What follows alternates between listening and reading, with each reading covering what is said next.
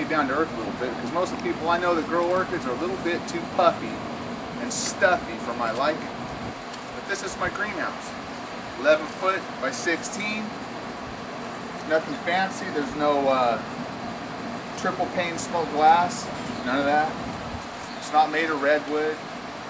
Got my Doug fir there.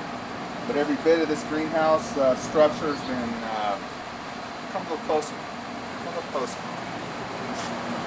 Every bit of this structure's been soaked in linseed oil, so it's going to last about as long as redwood, and I got it for about half the price. This stuff right here, I played hell finding. This is the third season for this greenhouse, and I've had to replace the sheeting 4 times. So I looked around, I found this stuff's called Durascrim, guaranteed to last 3 years. I'm hoping it lasts a little bit longer than that. And this is you got your Illuminette 60% shade cloth there. It works well, high dollar stuff, but you know what I found is that the aluminum will slough off after a period of time. So you're starting out with 60% shade. After taking it down and putting it back up a few times, it's more like 40%. You have to start hiding all your Phalaenopsis and Paphiopedilums and stuff because they're going to get burned up a little bit. This is part of my heating system. Got a 50-gallon gas-fired water heater here with not 1, 2 cups of Starbucks coffee. And the way I have it set up is the hot water comes into the greenhouse, and this is the intake and return line right there. And I found that heating your greenhouse with water is about the most cost-effective way, and it works pretty well. I've tried ceramic heaters, tried forced air fans, and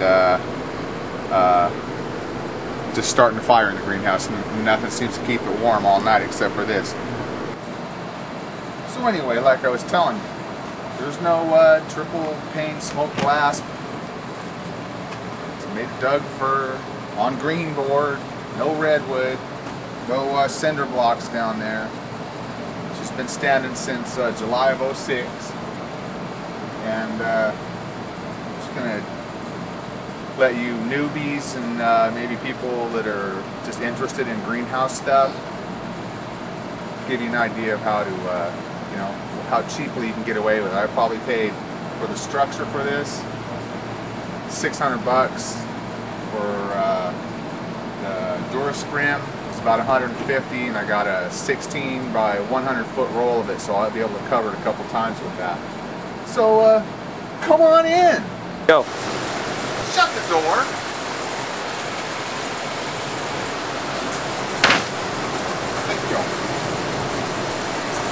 The other part of my heating system is right down yonder. I have hot water going through one end of this fin to tubing, goes back down the other side, and if you pan over to the other end of the greenhouse, then it goes over there, comes back around, come.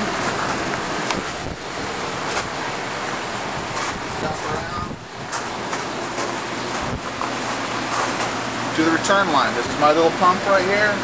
Nothing fancy. And again, nothing fancy. I recommend getting a better thermostat than this kind, like a Taylor or something from Granger that will actually be a little bit accurate. This one I have to dick around with for a month before it works right. My cooler fan, not so critical. Heating fan, critical. This is my 3rd horse swamp cooler. Works real well. Like I say, this is 11 by 16. I got 7 foot on the east side there, 9 feet over here on the west side. This here is the north end of the greenhouse. The cooler's sitting on here. It's blowing wind south, and then I have my misting system. Again, I don't recommend doing it this way, but I'm here almost every day. My kids go to school down the street, so what I do is I hook my misting line onto a timer here. I let it go most of the day, and I let it turns off for about an hour so the ground kind of dries up. As you can see, I'm running about 1 inch of pea gravel. About like that. Whoop. And it keeps the humidity up to about 50% when it's over 100 degrees outside. A lot of you guys in Minnesota, you don't have to worry about that. You're more interested in the heating end of it. But in Fresno, it gets up to 110. So it's very difficult to keep your humidity up at a decent level when the temperature is that high. So we have to cheat a little bit. I recommend getting a humidistat, not the timer. And so now the plants. I grow orchids. That's why the hardware I was telling you about is kind of tailored to orchids, especially the humidity end of it. I prefer bifoliate spotted cattleyas. Lately I've fallen in love with them. I think they're kind of cool. Most of them are from South America. That's my son Angus there. Hey Angus. It's my number 2 guy. And I have not a whole lot of plants blooming right now, but I do have this. Here's an awarded plant. This is Cynthia Lilac Gem, which is oddly enough is it's a cross between 2 hybrids. Digbiana by something I forgot, but it's pretty happy. Then I have a blue here. This is Mary Elizabeth Bond.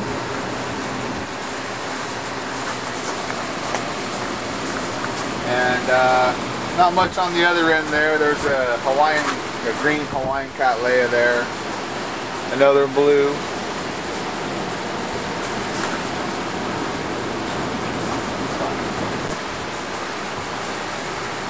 But the point I wanted to get across today is that, like I said, it's $600 I think for the structure. It's all wood screws. The fans you see there, they're about $70. And in the summer in Fresno it gets so hot that I don't use my louver there. This fan needs to force the air out. I turn it around so I get a circulation, and it goes out of this passive hole that I make. Now there's a metal screen in there, but I found that the temperature comes down to about 5 degrees doing this as opposed to the other way with the fan forcing the air out. This doesn't work so well for me. Some people it does, some people it doesn't. So yeah, I get the blast coming from the cooler, gets picked up by these 2 fans and forced back to the north and then back out. So if that makes sense to you and you're an orchid enthusiast, you don't need an 11x16. You can have an 8x8 and still have a lot of fun. It's a nice hobby. Well, now I'm going to go pull some weeds, try to straighten my greenhouse out, kill some bugs. Got a little scale and some mealybug. I don't like that. So I'll see you next time. I'll have some different plants blooming. If you have any questions, I'll be happy to answer them. You want to pick on me? Go ahead. And when I say sons of bitches, I'm just kidding.